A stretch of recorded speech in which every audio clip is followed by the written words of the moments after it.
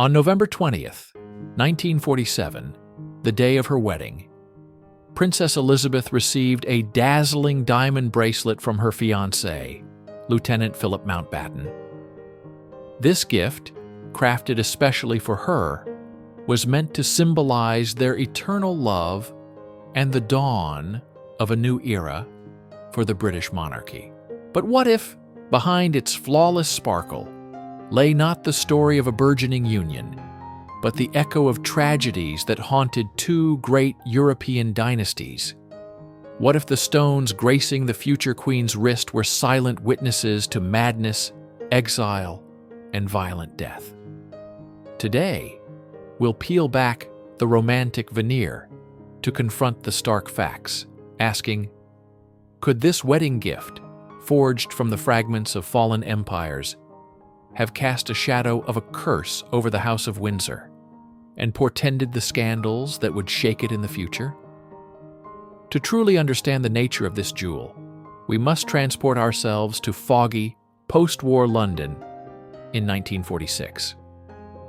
A Britain scarred, but not broken, was living through an era of severe austerity, rationing, bleak urban landscapes, and raw memories of the bombings created an atmosphere of widespread weariness. In this gray world, the news of the upcoming wedding of Crown Princess Elizabeth and the young naval officer, Greek Prince Philip, rang out like a long-awaited peal of bells. It was a promise of celebration, a symbol of rebirth, and a beacon of hope for the entire nation. At the heart of this story stood the groom, a prince without a kingdom and, more significantly, without a fortune. Everyone knew Philip had no money. His family had lost everything after their exile from Greece. And so the question of a wedding gift for the future Queen of Great Britain was for him not merely a gesture of affection, but a matter of honor and reputation. He couldn't afford to buy something worthy of her stature, but he could create it. For this, he had his sole treasure, his legacy, encased within a handful of antique diamonds. The source of these stones was his mother's family tiara, that of Princess Alice of Battenberg. It was not merely a piece of jewelry, but the last tangible witness to a vanished epoch, a tragic fragment of a collapsed empire. The tiara, a wedding gift from the last Russian autocrats, Nicholas II and Alexandra Feodorovna, had witnessed too much in its lifetime: the splendor of European courts, the indignity of exile, poverty, and its owner's mental illness. Princess Alice, dismantling the diadem stone by stone to survive, preserved its frame as a reminder of its former grandeur. And now, for the sake of her son's future, she unhesitatingly gave him these last diamonds. With this precious yet heavy legacy, Prince Philip approached the London jewelers at Philip Antrobus. The concept was both simple and brilliant. He personally participated in the design's development, striving to create not merely a piece of jewelry, but a symbol. It was important to him that the gift combine the grandeur of the past, embodied by the antique Romanov stones, with the elegant restraint of modern times. He wanted the bracelet to be contemporary yet timeless, opulent yet understated.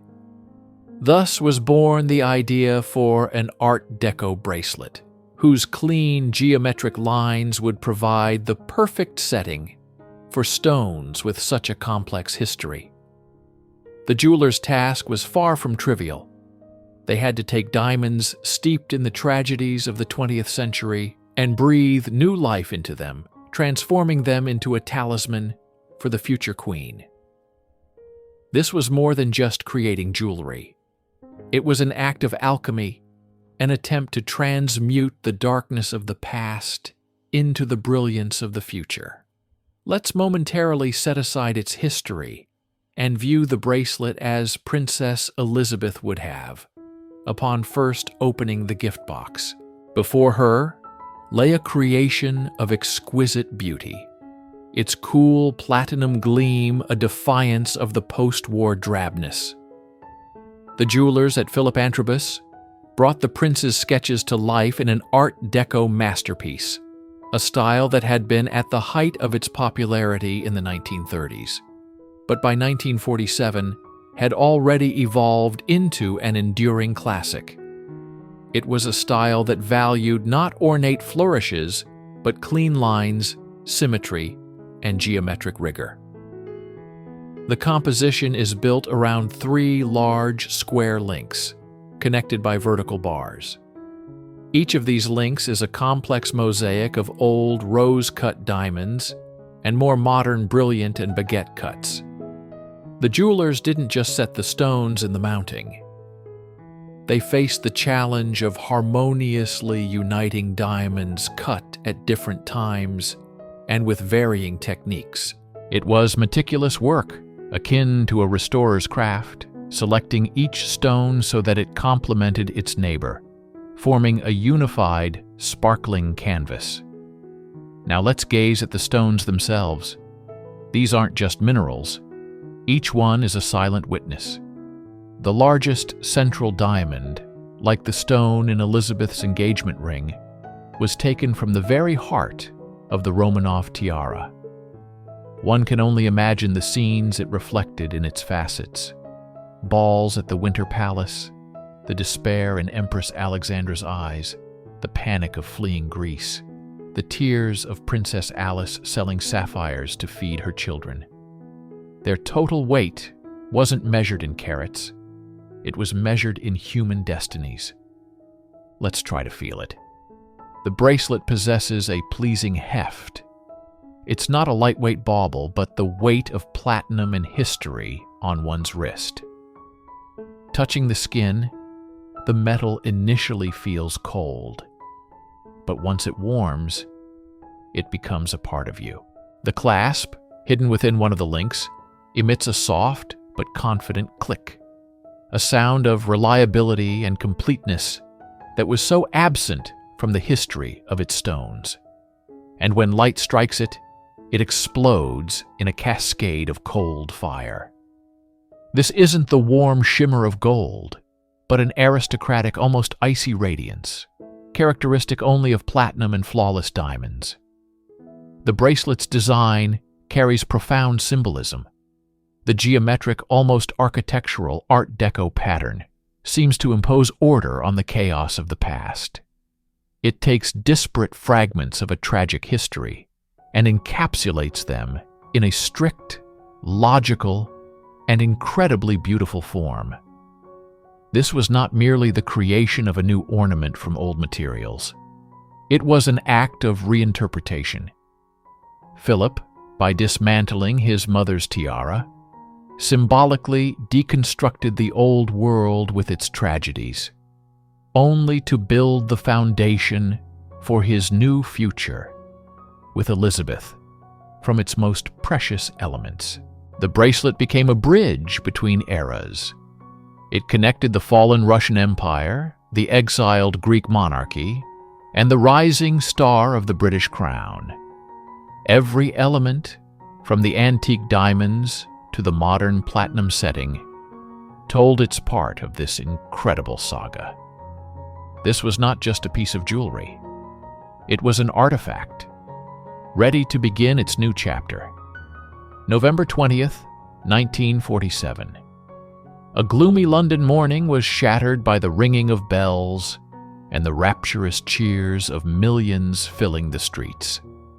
Against the backdrop of landscapes still gray from war and austerity, the wedding of Princess Elizabeth and Philip Mountbatten was a dazzling flash of hope. The entire world, glued to radio sets, followed the ceremony at Westminster Abbey. And it was on this day, at the center of global attention, that the bracelet made its triumphant debut. When Princess Elizabeth emerged from the carriage, all eyes were fixed on her ensemble. created by Norman Hartnell. The satin gown, embroidered with thousands of pearls and crystals, symbolized the nation's rebirth. On her head shone Queen Mary's fringed tiara, a powerful symbol of dynastic continuity. But on her slender wrist, over a pristine white glove, something else sparkled. Something more personal. It was the bracelet. In the cold light of the abbey, its platinum and diamonds flared with an icy fire, catching every ray of light, every camera flash. The contrast was striking and full of meaning. If the tiara on her head spoke of her duty as a future monarch, the bracelet on her hand whispered of her role as a woman and a wife. It was not a state artifact, but an intimate gift from the man she loved. At the moment Elizabeth pledged her vows, the bracelet became the final flourish of her look, combining the grandeur of a royal heir with the tender vulnerability of a bride. It wasn't the largest jewel she wore, but it was the most significant. And the world noticed. The next day, newspapers and magazines vied to describe every detail of the ceremony, and the story of the bracelet became a sensation. It was simply too good to pass up. A poor but noble prince, who, without means, used the last family jewels to create a unique masterpiece for his bride. This narrative transformed Philip from a mere consort into the hero of a romantic fairy tale, and the bracelet into tangible proof of their love, conquering all obstacles. Thus, within a matter of hours, the bracelet was reborn. From a jewelry box, it stepped onto the pages of world history. It ceased to be merely a gift. It acquired its own name, Elizabeth's wedding bracelet, and the status of a legend. On that day, it fulfilled its mission for the first time. In a world full of scarcity, it became a symbol that even from the wreckage of the old, something beautiful and eternal could be created. Its first triumph was absolute. After its wedding triumph, the bracelet didn't gather dust in a treasury. On the contrary, it began its own life, becoming one of the young queen's most beloved and frequently worn pieces. Its golden age spanned Elizabeth II's entire reign, but it shone particularly brightly in the early decades, when the monarch's image was still forming before the world's eyes. The bracelet became an integral part of this image, its silent yet eloquent symbol. It regularly appeared in official portraits, meant to introduce the new queen to the world. The most famous are a series of photographs taken by Dorothy Wilding in 1952, immediately after her ascension to the throne. These images became canonical, used for minting coins and printing postage stamps across the Commonwealth. And in these portraits, which became the face of an era, Elizabeth's wedding bracelet is invariably present on her wrist. This was no accidental choice. By including it in her official monarchical image, the Queen made a subtle yet powerful statement. Her reign was inseparable from her union with Prince Philip. The bracelet was remarkably versatile. It was majestic enough for the most solemn state banquets, where its cool radiance was not lost amidst massive tiaras and sashes of orders. It accompanied the Queen during her countless foreign tours, becoming part of the diplomatic language of fashion, but at the same time, its elegant and understated design allowed it to be worn at less formal events, family celebrations, and even the Ascot races. It didn't overpower, but complemented, always remaining appropriate. However, the bracelet's main value for the Queen wasn't its beauty or cost. It was a memory-filled piece, her personal talisman. Unlike many other jewels from the royal collection, which she inherited as monarch, This bracelet was her own property as a woman. It was a gift from her husband, designed by him from his mother's stones. Each time she put it on, Elizabeth didn't just adorn herself. She wore a tangible symbol of the love and support of the man who dedicated his entire life to her. For decades, the bracelet remained her faithful companion. Fashions changed, children and grandchildren grew up, the world transformed beyond recognition. But this Art Deco piece never went out of style. Its appearance on the Queen's wrist in the 2000s evoked a warm wave of recognition from connoisseurs. It was a reunion with an old friend, a symbol of stability and continuity. Thus, the bracelet became not just an accessory, but a quiet chronicler of an entire era. It witnessed thousands of handshakes with world leaders, shared moments of national triumphs and personal joys. It absorbed the atmosphere of Buckingham Palace, the glitter of state receptions, and the warmth of family evenings. In the hands of Elizabeth II, it lived its golden age, transforming from a mere piece of jewelry into a historical relic, inextricably linked with the personality and reign of one of the greatest women of the 20th century. Beyond the dazzling facade of a picture-perfect royal marriage and impeccable taste, there lurked a story rarely whispered on the pages of glossy magazines. It was a saga known only to the most inner circles, for every single diamond adorning the Queen's wedding bracelet carried its own somber secret, a shadow spun from human tragedy. These shadows trace their origins back to the remarkable woman who breathed new life into these stones. Prince Philip's very own mother, Princess Alice. Princess Alice's life was a relentless cascade of devastating losses. It began with her ignominious exile from Greece after her husband, Prince Andrew, narrowly escaped being torn apart by an enraged mob and was subsequently condemned to death by a military tribunal. Then, during their time in exile, came the profound betrayal of that same husband, his flagrant infidelities, culminating in their ultimate separation.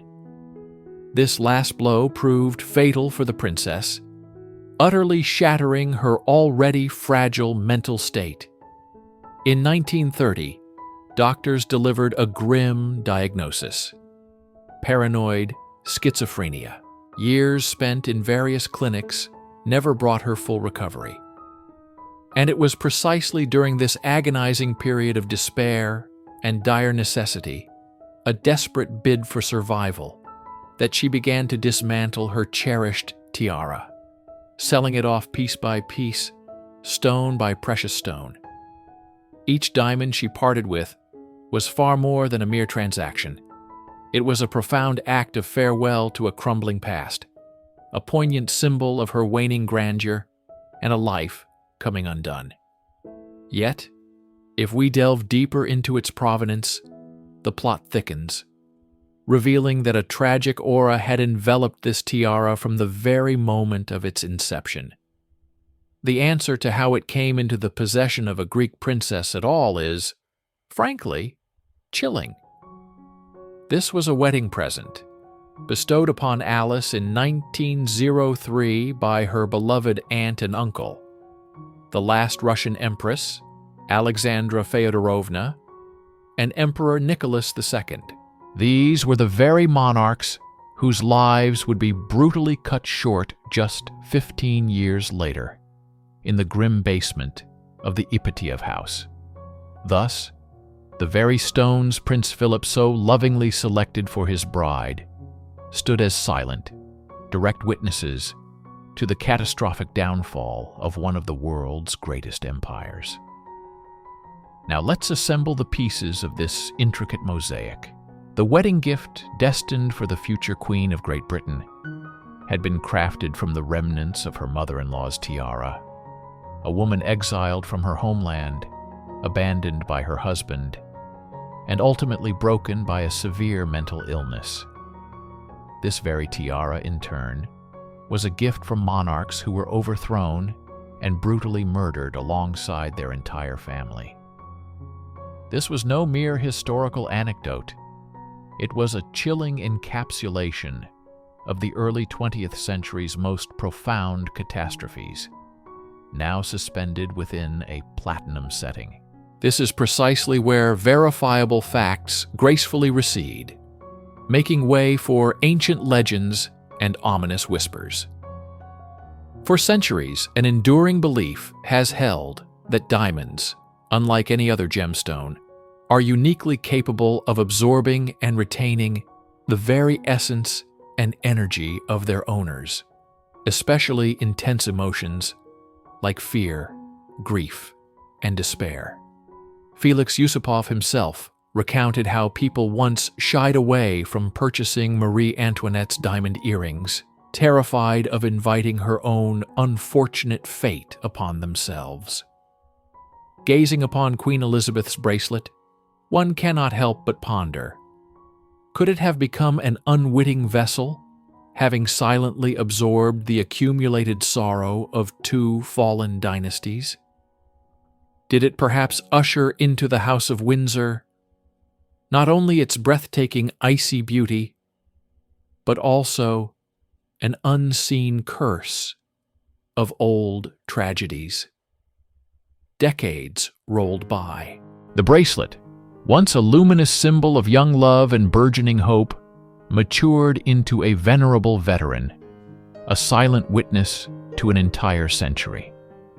Upon its cool platinum surface, the invisible imprints of the Cold War, the dissolution of vast empires, and the dawn of the digital age indelibly coalesced.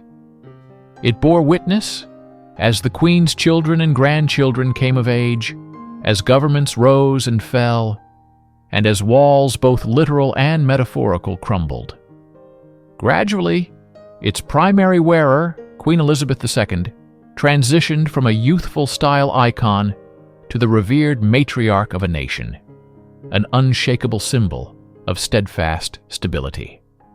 The grand era that the bracelet silently embodied was, inevitably, drawing to a close.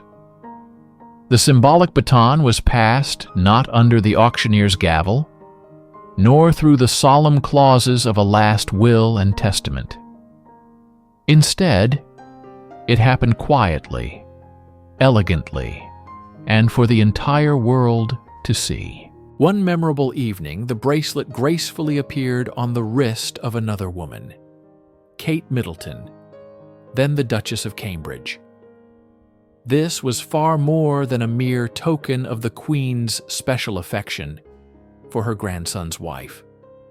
It was a profound act of generational stewardship, a quiet yet incredibly powerful gesture. Queen Elizabeth, with the accumulated wisdom of her many years, understood deeply that the true immortality of a jewel lay in its continuity. By entrusting it to a new generation, she began a fresh chapter in its storied history, even during her own lifetime. This particular moment sparked a wave of mixed emotions among the public. On one hand, there was sheer delight that such a legendary treasure continued its vibrant life, gracing a new style icon. On the other, a poignant sense of passing time settled in, a bittersweet melancholy of bidding farewell to an entire era.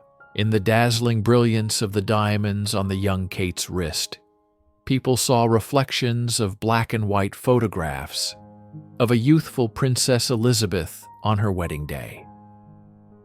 It was a vivid history lesson, a powerful demonstration of monarchy's unbroken chain, where the end of one link invariably signifies the beginning of another. But the true, resounding end of an era arrived on September 8, 2022, with the passing of Elizabeth II, the longest reign in British history concluded. In that instant, the bracelet became orphaned. Its 75-year bond with its sole owner was severed forever. It definitively transitioned from the category of personal, cherished adornments into the realm of an invaluable historical artifact, a treasured exhibit in the grand museum known as the Elizabethan era. Its story with the Queen was fully written, and it retreated into the silence of the royal vault, awaiting its summons back into service by a new monarch. Its return to the global stage was neither a splashy auction nor a dusty museum display. It was quiet, elegantly understated, and precisely because of this, all the more astonishing. One evening, at a state banquet, cameras captured that familiar geometric sparkle on the wrist of Catherine, the Princess of Wales. In that moment, a collective gasp swept through royal experts and jewelry connoisseurs worldwide. It was unmistakably it. Queen Elizabeth II's wedding bracelet had returned. This was not merely the loan of a precious jewel. It was a meticulously orchestrated act, a symbolic coronation in the world of fine jewelry, marking its second birth in a brand new era. Comparing the two images, a young Elizabeth and a mature Catherine, each wearing the same bracelet, reveals the full depth of its transformation. For Elizabeth, it was a symbol of her personal history, an intimate gift from her husband, tangible proof of a love that became the bedrock of her reign. On her hand, it declared, "I am wife and queen." On Catherine's hand, its meaning subtly shifted. It became a symbol of continuity and profound trust. By wearing it, the Princess of Wales was not simply showcasing impeccable taste. She was carrying the blessing and the enduring legacy of Elizabeth herself. The bracelet on her wrist now proclaimed, "I am the guardian of traditions and the future of the monarchy." This new appearance radically altered the perception of the ornament. While earlier, its brilliance might have hinted at the tragic shadows of the Romanovs and Princess Alice, those shadows had now definitively receded into the background. 75 years of flawless service on the wrist of one of history's most revered women had entirely rewritten its narrative code. The negative energy of the past was superseded and sealed away by the profound aura of stability, duty, and longevity that defined the Elizabethan era. Now, the bracelet is primarily associated not with tragedy, but with triumph, not with loss, but with eternal love, not with a curse, but with a blessing. It was at this precise moment that its value reached its absolute zenith. To speak of its financial worth is meaningless. It defies calculation. How can one appraise an artifact that inextricably links 4 dynasties? The Romanovs, the Glucksburgs, the Mountbattens, and the Windsors. Its true value is historical. This is not merely a bracelet. It is a time capsule, a platinum scroll upon which one of the most dramatic and majestic chapters of European history has been inscribed. Its provenance is unimpeachable, its story unique, its status absolute. Thus, its reemergence on the public stage was not just a fashion event, but the culmination of its long and remarkable life. It avoided the fate of a mere museum exhibit, frozen beneath glass. It proved itself to be not a relic of the past, but a living, active symbol of monarchy, capable of adapting and serving a new generation. Its second birth on the wrist of the future queen consort became its ultimate triumph over the shadows of the past and the most radiant proof of its immortality. So, where does this legendary treasure reside today? Currently, Queen Elizabeth II's wedding bracelet is officially a part of the British Crown's personal jewelry collection. inherited from the Queen by her son, King Charles III. It's crucial to understand that this is not state property, like the coronation regalia housed in the Tower of London. Instead, it is the monarch's personal legacy, a treasured family heirloom carefully preserved within the highly secured vaults of Buckingham Palace. Its destiny now rests in the hands of the new king, who will determine which family members are deemed worthy to wear it, and for what specific occasions. Its current status has irrevocably changed. From a cherished personal ornament, it has transformed into a historical artifact of paramount importance. Its days of being casually worn by the Queen to a horse race or an informal dinner are long gone. Now, each of its public appearances is a meticulously planned, highly symbolic event. It is no longer a mere accessory, but a profound message. When the Princess of Wales wears it, she is not simply complimenting her outfit. Rather, much like a virtuoso taking up a Stradivarius violin, she is retrieving an invaluable instrument from the vault to play a melody of continuity, respect, and the enduring nature of monarchy. Any attempt to quantify its value in monetary terms is not just difficult, it is pointless, even vulgar. Yes, it contains platinum and diamonds of the highest quality, whose material worth alone constitutes a fortune. But this represents only a tiny, almost insignificant fraction of its true price. Its genuine value is composed of intangible assets that are simply not traded at auctions. Its value is forged from its unique provenance. Stones gifted by the last Romanovs and survivors of their demise. A tiara that rescued an exiled princess from destitution. A design created by a loving husband for a future queen. And finally, 75 years of impeccable service on the wrist of Elizabeth II. Each of these chapters in its biography adds zeros to its price that no tag could ever contain. This is a jewel whose worth is measured not in carats, but in pages of history textbooks.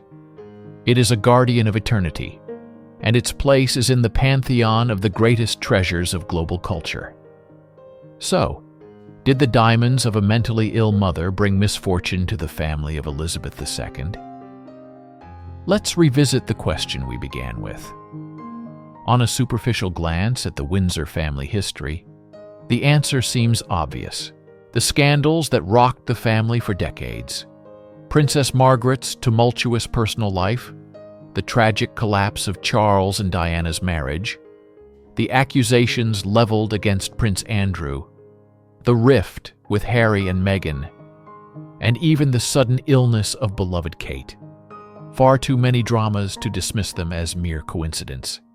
It almost seems as if an evil fate, trapped within the ancient stones, truly found an outlet, poisoning the lives of the Queen's descendants. However, to perceive this as a mystical curse is to oversimplify history and underestimate its principal figures. The Windsor scandals are not the machinations of dark forces, but deeply human tragedies of individuals compelled to live under the unblinking gaze of the entire world. Their troubles arose not from cursed diamonds, but from the eternal conflict between personal happiness and the relentless burden of duty. The bracelet was not the cause of their misfortunes, but their silent witness. Just as it had previously witnessed the fall of empires and the personal catastrophes of its earlier owners. The true magic of this bracelet lies not in a curse, but in its healing. It is physical proof that the past can not only be endured but also transformed. By taking stones imbued with pain, exile, and death, Prince Philip and Queen Elizabeth, through their love and 70 years of shared life, seemingly purified them. They infused them with a new story, a story of fidelity, duty, and unwavering stability. They did not fall victim to the shadows of the past. Instead, they compelled those shadows to serve the light of the future. Ultimately, this bracelet is more than just a piece of jewelry. It has become a living embodiment of human passions, ambitions, and epic tales. Within its cool, crystalline facets, the splendor and squalor of entire epochs are mirrored. It has witnessed love that builds and hate that shatters. It holds the memory of Princess Alix's tears of despair and Queen Elizabeth's happy bridal smile. It is a tangible embodiment of memory, an artifact that proves history is not merely a collection of dry dates and textbooks, but a vibrant, pulsating saga. Its journey from the Romanov treasury, through the hands of a heartbroken princess, to the wrist of the modern age's most revered monarch, is more than just the chronicle of a jewel. It is a parable of resilience, a testament to the ability to refashion tragedy into triumph. Queen Elizabeth II's wedding bracelet transcends mere ornamentation. It is a silent chronicler, outliving its creators and wearers, destined to endlessly narrate its own saga. And so long as its brilliance endures, it will remind the world that even from the deepest shadows of the past, an enduring symbol of the future can be forged.